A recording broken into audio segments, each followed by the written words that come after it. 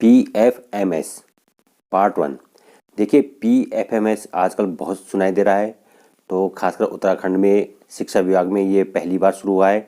अन्य प्रदेश में ये पहले ही शुरू हो चुका है। तो PFMS क्या है, इसकी पूरी प्रक्रिया इस वीडियो में आपको देखने को मिलेगी।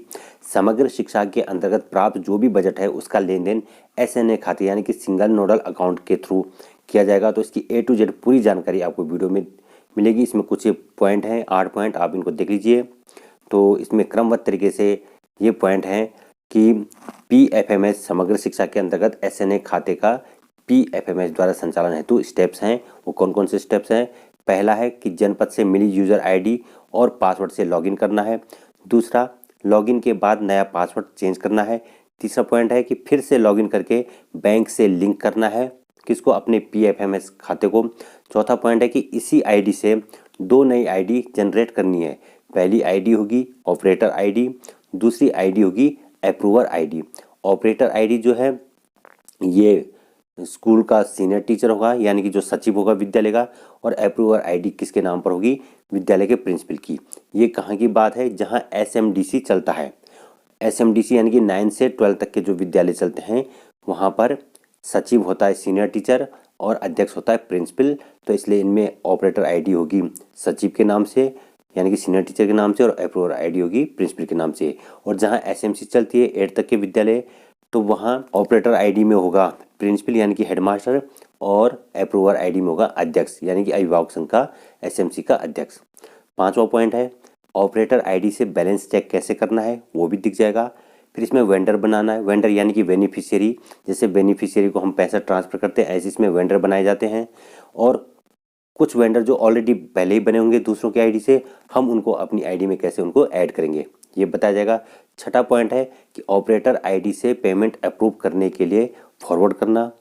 सातवां पॉइंट है कि अप्रूवर ID से पेमेंट अप्रूव करके प्रिंट निकालना है, यानी कि अप्रूवर की जो ID होगी उससे पेमेंट को अप्रूव करके उसका प्रिंट निकालना है।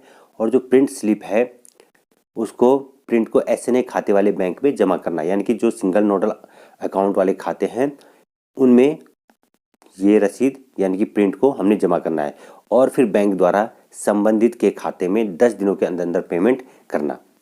यदि 10 दिन बीत जाते तो फिर ये प्रोसेस हमें दोबारा करनी होगी।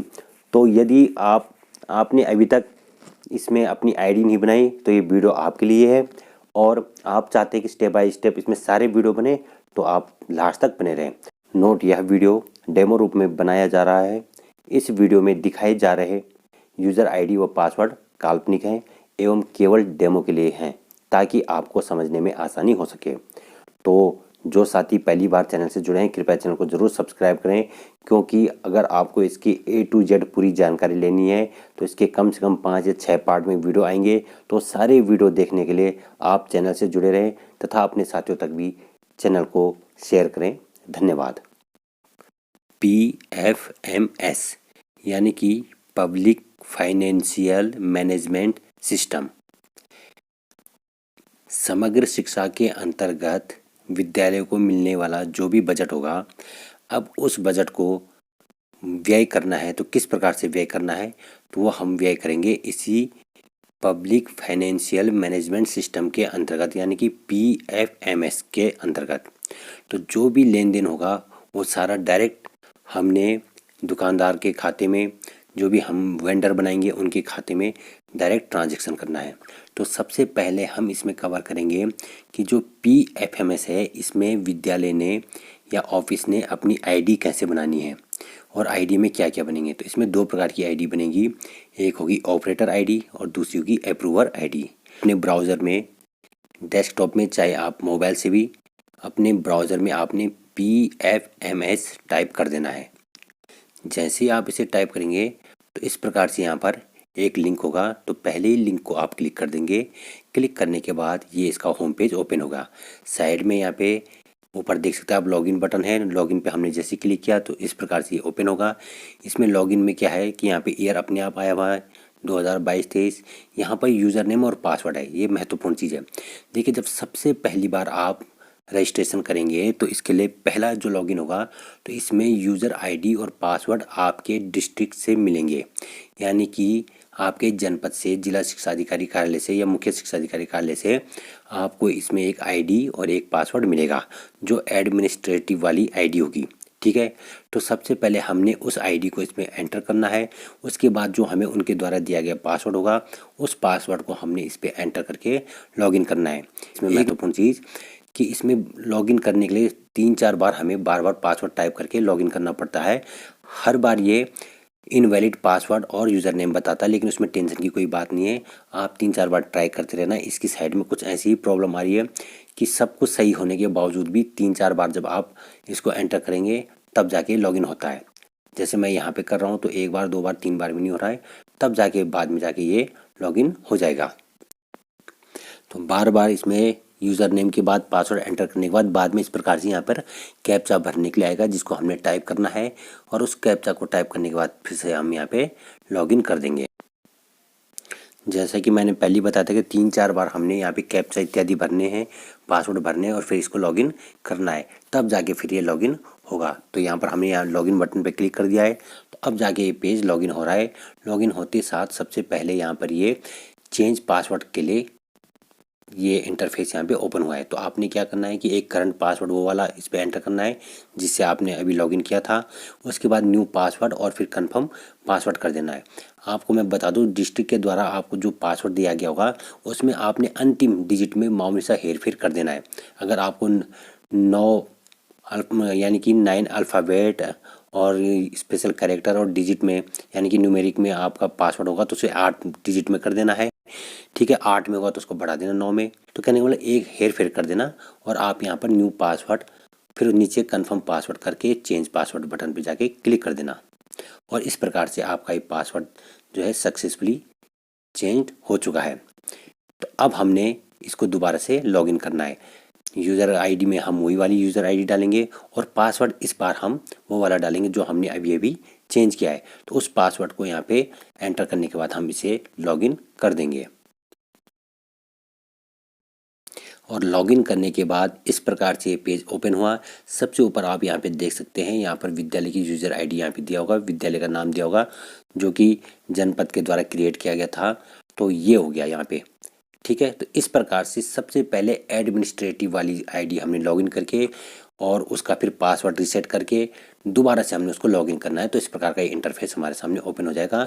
और ये लेफ्ट साइड में जहाँ पे कर्सर देख रहे हैं, यहाँ पे बहुत सारी चीज़ें आपको देखने को मिलेंगी। ठीक है, तो बहुत सारे टैब है। अब इनमें से किस टैब पे हमने चलना है वो बताते हैं। तो यहाँ तक आप समझ गए होंगे कि किस प्रकार से जनपद के द्वारा यानी कि डिस्ट्रिक्ट के द्वारा दी गई यूज़र आईडी और पासवर्ड से आपने लॉगिन किया।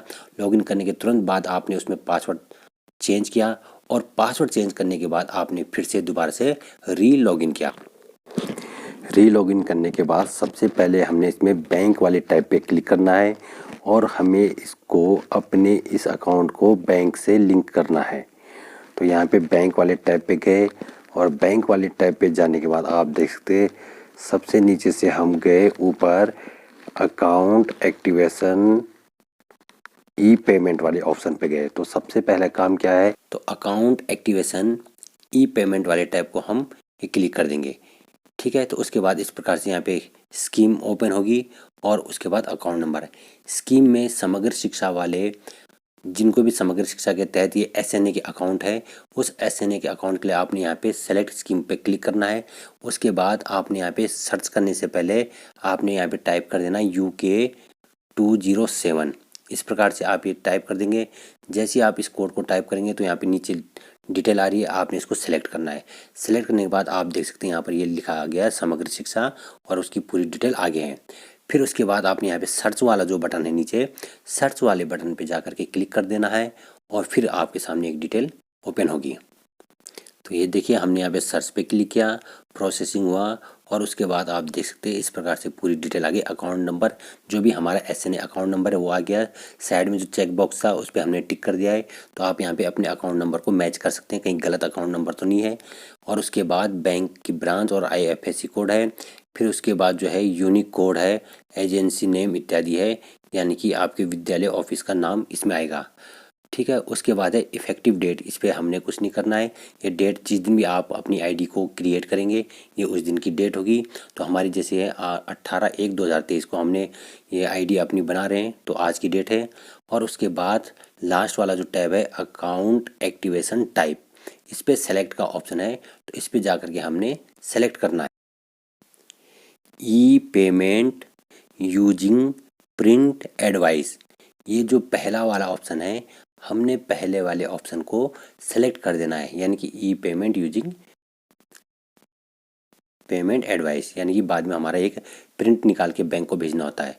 ठीक है, तो जैसे ये हो गया, ये सेलेक्ट करने के बाद यहाँ पे सबमिट का बटन है, हम इस पर क्लिक कर देंगे। और शुरू में हमने चेक बॉक्स पे टिक किया हुआ है पहले नंबर पे, तो वो सेलेक्ट हो चुका है। ये सारी चीज़ें हो गई। उसके बाद हम इसको कर देंगे सबमिट। सबमिट के बाद आप देख सकते हैं confirm that correct account has been enabled. तो ठीक है, तो अब हमने इसको ओके कर देना कि सब कुछ सही है। तो वो सारी डिटेल करने के बाद आप देख सकते हैं सबमिट वाले बटन के नीचे वाला जो कॉलम है उसमें पूरी डिटेल आ गई, account number, scheme code, status हो गया। ठीक है, ये सारी चीज़ें आप देख सकते हैं इफ़ेक्टिव फ्रॉम डेट से।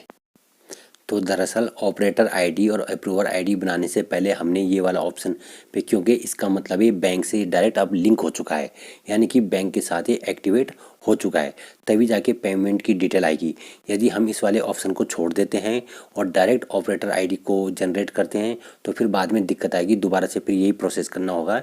इसलिए पहला स्टेप यही है कि बैंक वाले ऑप्शन में जा कर के, ठीक है, हम इस वाले प्रोसेस पे गए।